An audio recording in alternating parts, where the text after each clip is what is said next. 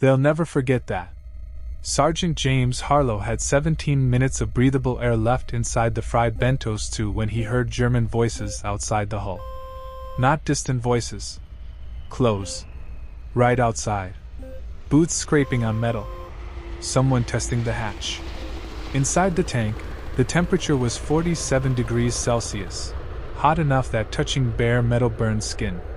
3 men were wounded. 1 was unconscious. The radio had been silent for 11 hours. And Harlow realized, in that moment, that command wasn't coming. They'd been written off. Abandoned. Left to die in a 30-ton steel coffin that had become their tomb. But what the official records never mention, what was deliberately erased from every after-action report, is that the Frey Bentos II shouldn't have been on that route at all. Someone had changed the orders. Someone had sent them into a sector that Allied engineers had marked as impassable, extreme crater risk. And when the tank slid into an invisible bomb crater and tipped onto its side, trapping the crew inside, that same someone made the decision not to send help. This isn't a story about mechanical failure. It's about 8 men fighting for 3 days in conditions that should have killed them in 3 hours.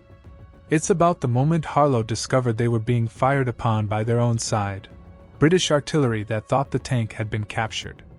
It's about the forbidden decision they made in the final hours, to destroy classified equipment rather than let it fall into enemy hands, knowing that decision would cost them their medals, their recognition, and their place in history. And it's about the officer who sent them there, whose name was quietly removed from all documentation, whose career was protected while the men he betrayed were left to rot in the archives. The real story. November 1917. The Frey Bentos II, a Mark IV tank, nicknamed after the canned meat that kept the crew alive on long missions, was assigned to support an infantry advance near Cambrai. Standard operation. The crew had done it dozens of times: rumble forward, suppress enemy positions, provide cover for the foot soldiers, return to base. Simple. Routine. Except this time, 30 minutes before deployment, new orders came through. A route change. Captain Edmund Voss, newly transferred, ambitious, desperate to prove himself, had decided the original path was too cautious. He wanted speed. Wanted to show the brass he could think tactically, could take initiative, could deliver results. The tank commander, Sergeant James Harlow, had looked at the new route on the map and felt his stomach tighten. That sector had been heavily shelled for weeks. The terrain was unstable. But Voss had rank. Had authority. Had the kind of confidence that comes from men who've never actually been inside a tank under fire.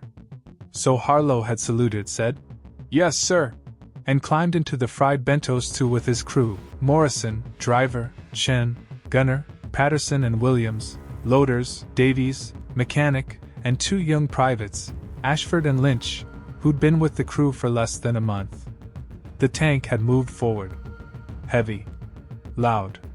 The engine roaring, the treads chewing through mud. Inside, the crew went through their routines. Check ammunition. Monitor engine temperature. Watch the terrain. Communicate through hand signals and shouted words because the noise made normal conversation impossible. Everything normal. Everything routine. Until the ground disappeared. The crater had been invisible, hidden under a thin crust of mud and debris. Recent shelling had created a pit nearly 4 meters deep, and when the Frey Bentos II's right tread went over the edge, the tank didn't just stop. It tipped, rolled onto its side, slammed into the crater wall with an impact that threw men against metal, that shattered the periscopes, that jammed the main gun at an unusable angle. And then silence. The engine had stalled. The tank was on its side, half buried, listing at a 40-degree angle. And they were stuck. Harlow had pulled himself up. Everything was sideways now. The floor was a wall, the wall was a ceiling, and started taking stock. Patterson had a broken arm. Davies was bleeding from a gash on his forehead. The rest were bruised, shaken, but functional. The immediate question, could they get out? Harlow tried the hatches. The top hatch, now on the side, was jammed against the crater wall. The side hatch, now partially underneath them, was buried in mud. The emergency escape hatch in the rear was their only option, but opening it would expose them to enemy fire if Germans were nearby. He made the call, stay inside. Radio for help. Wait for recovery. They had ammunition. Had some water. Had the tank's armor protecting them. They'd done everything right. Followed procedure. Command would send a recovery crew. They just had to wait. Except command never came. The first hour was uncomfortable but manageable.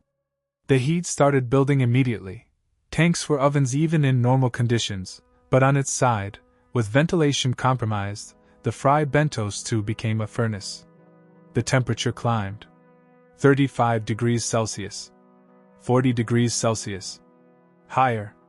The men stripped off outer layers, but it didn't help. Sweat poured off them. Breathing became labored. The air grew thick, stale, heavy with the smell of oil and cordite and fear. Harlow kept trying the radio. Kept sending their position. Kept requesting recovery. And kept getting silence. Not static. Not interference. Just nothing. Like they'd been erased. Like they didn't exist anymore. By hour 3, Chin said what everyone was thinking. Sarge, they're not coming. They're coming, Harlow had said. But he didn't believe it. Something was wrong. Something had happened. But what? Had the advance been called off? Had their unit retreated? Had command simply forgotten about them? The answer came at hour 4, when they heard voices outside. German voices. Close. A patrol had found them. For 15 minutes, the crew sat in absolute silence, weapons ready, listening to boots walking around the tank, to voices discussing what to do with it. Someone tried the hatches. Someone climbed on top. And then, thankfully, they moved on. Maybe they thought it was abandoned. Maybe they didn't want to risk opening it. Either way, the Germans left. But now Harlow knew they were in no man's land. Between lines. Too far forward for British recovery crews to reach safely. Too exposed to risk a rescue during daylight. Night would be their chance. They just had to survive until dark. But surviving meant fighting the heat, the thirst, the claustrophobia, and the knowledge that with every hour, the air inside was getting worse. Patterson's broken arm was swelling. Davy's head wound had stopped bleeding, but he was pale, possibly concussed. And young Lynch, barely 19, was starting to panic, his breathing rapid and shallow, his eyes wide with the kind of fear that spreads if you don't stop it. Harlow had grabbed the kid by the shoulders. Look at me, Lynch.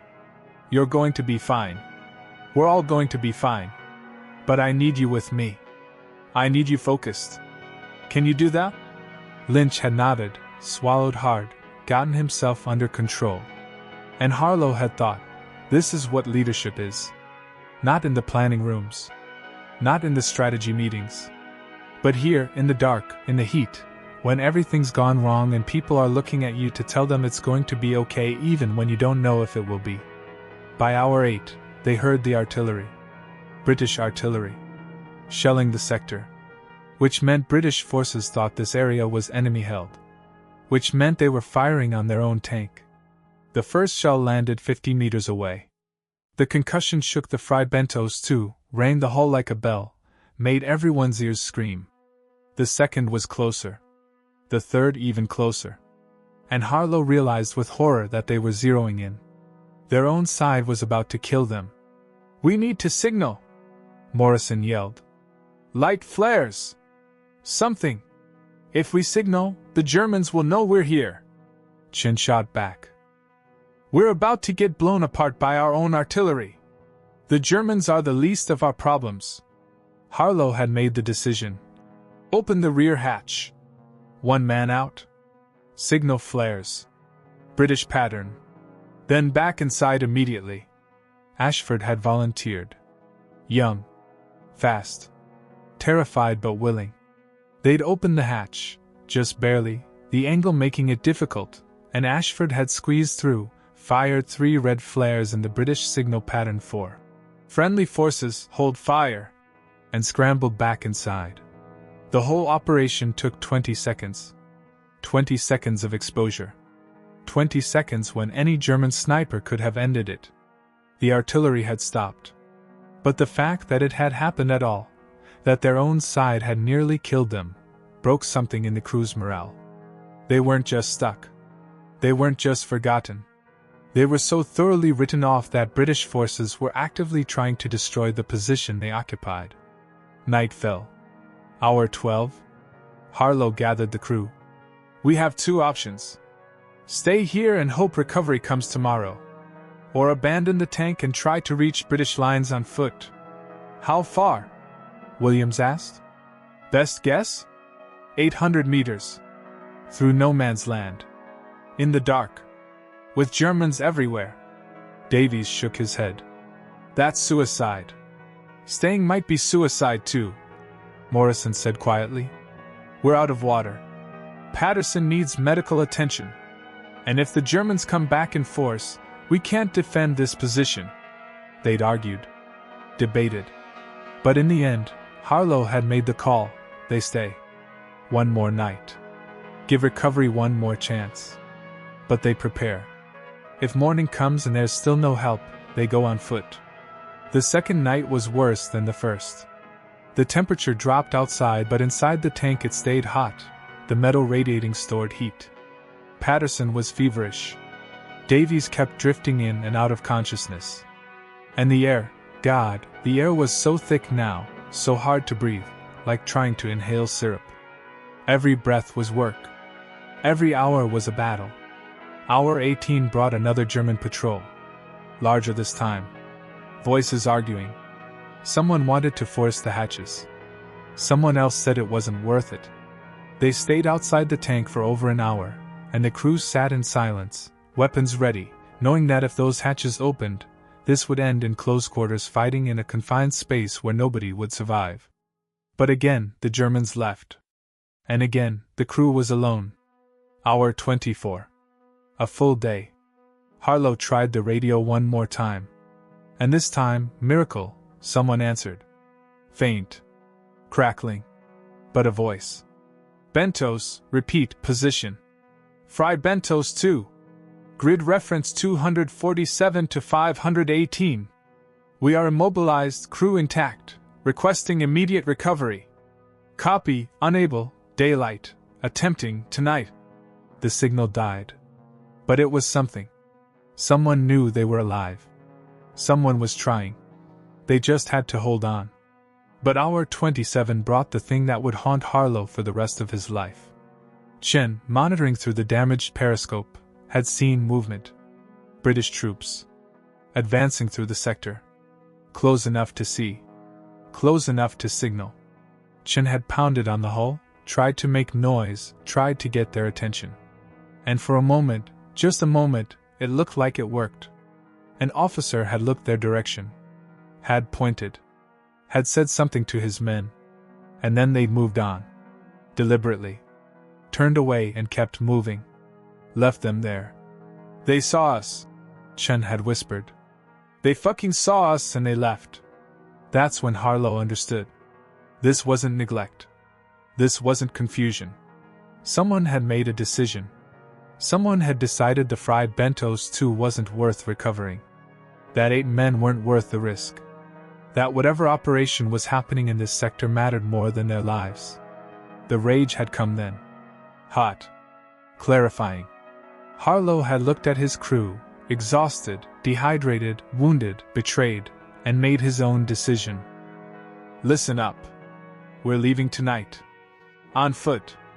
But before we go, we destroy everything classified." "Sarge, that's against orders," Morrison said. "We're supposed to preserve." "Fuck the orders. You think I'm leaving our equipment for the Germans? You think I'm leaving anything intact after they left us here to die?" Harlow's voice was hard. "We smash the radio. We spike the gun. We destroy anything they might want. And then we walk out of here. And when we get back, if we get back, we tell them exactly what happened." They'd done it methodically. Used tools, used rifle butts, used fury. Smashed the sophisticated radio equipment that had cost thousands of pounds. jammed the breech of the main gun, destroyed the fire control systems, made sure that if the Germans did eventually capture the Frey Bentos too, they'd get nothing useful from it. It took 2 hours. And when they were done, they'd destroyed enough British military property to earn court-martials for everyone involved. But they'd also made a statement: if you abandon us, you don't get to keep our work. You don't get to benefit from our equipment while you let us die. Hour 36. They'd opened the rear hatch. One by one, they'd crawled out into the night. Patterson had to be helped. His arm was useless. Davies was barely conscious. They had to support him between 2 men. But they all got out. All 8. And they'd started walking. The journey was nightmare. 800 meters that felt like 8 miles.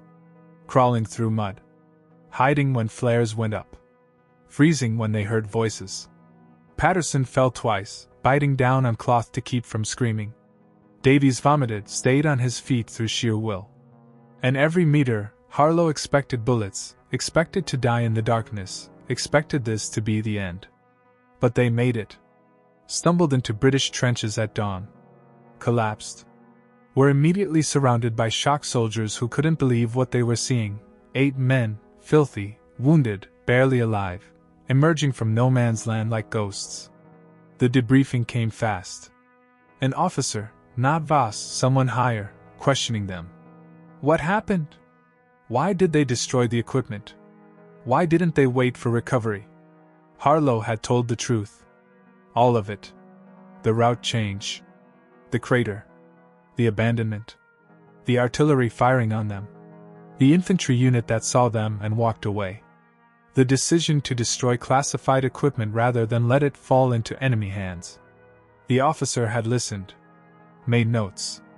And then said, "This conversation is classified. You will not discuss it with anyone. That includes each other. You will receive medical treatment. You will return to duty when fit. But this incident, the equipment destruction, the accusations against command, these will not appear in any official record. Am I clear? Sir, we were left. Am I clear, Sergeant?" Harlow had understood then. They'd survive. They'd even be allowed to return to duty. But the truth would be buried. The route change would be blamed on fog of war. The abandonment would be explained as communication failure. The artillery incident would be omitted entirely. And the equipment destruction, the thing that should have earned them court-martials, would simply disappear from all documentation, because acknowledging it would mean acknowledging why they did it. The medals that should have come never arrived. The commendations that should have been written were never filed. The 8 men who survived 3 days in hell were quietly reassigned, scattered to different units, separated so they couldn't compare stories or push back against the official narrative. Captain Edmund Voss, the man who'd changed their route, who'd sent them into an unmapped crater, who'd somehow failed to notice when one of his tanks went missing, received a promotion 6 months later. His record was clean. Spotless. No mention of the Frey Bentos too. No questions about his decision-making. Just a quiet advancement, and a transfer to a staff position where he'd never risk anyone's life again. Harlow kept a journal. Wrote everything down. Dates, times, conversations, names. Kept it hidden. Kept it safe. Because he knew that someday, someone would want to know what really happened. Would want to understand that heroism isn't always rewarded. That sometimes the men who do everything right are punished for it. That the official story is sometimes the biggest lie of all. 60 years later, that journal was found. Hidden in an attic. Passed to a grandson who gave it to a military historian who understood what it represented. The story finally emerged. Not in glory. Not with parades or posthumous medals. But in quiet acknowledgement that 8 men fought like hell, were betrayed by their command, and survived anyway. The official British military archives still list the Frey Bentos 2 incident as mechanical failure resulting in temporary immobilization, crew recovered safely. No mention of 3 days. No mention of the heat, the thirst, the German patrols, the British artillery. No mention of the infantry unit that saw them and left. No mention of Captain Voss. Just a footnote. A brief entry. Another small mishap in a war full of mishaps. But the men who were there, the ones who survived, they knew the truth.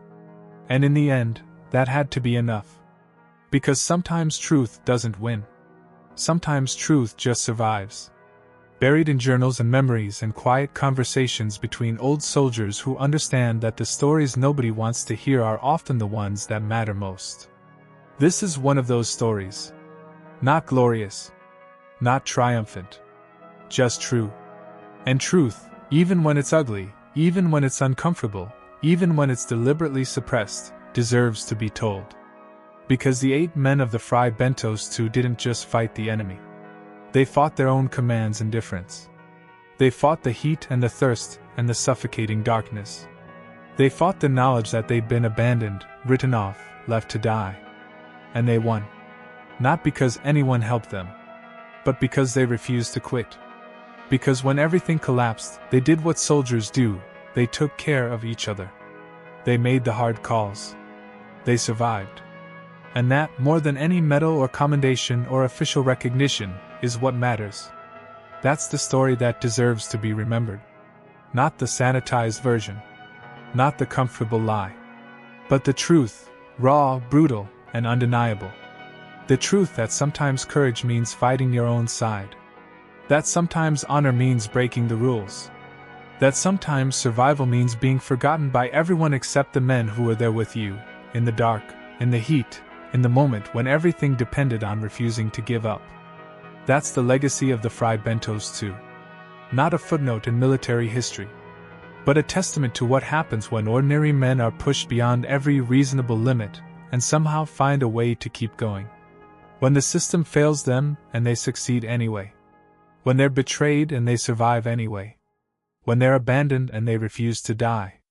8 men. 3 days. 1 tank.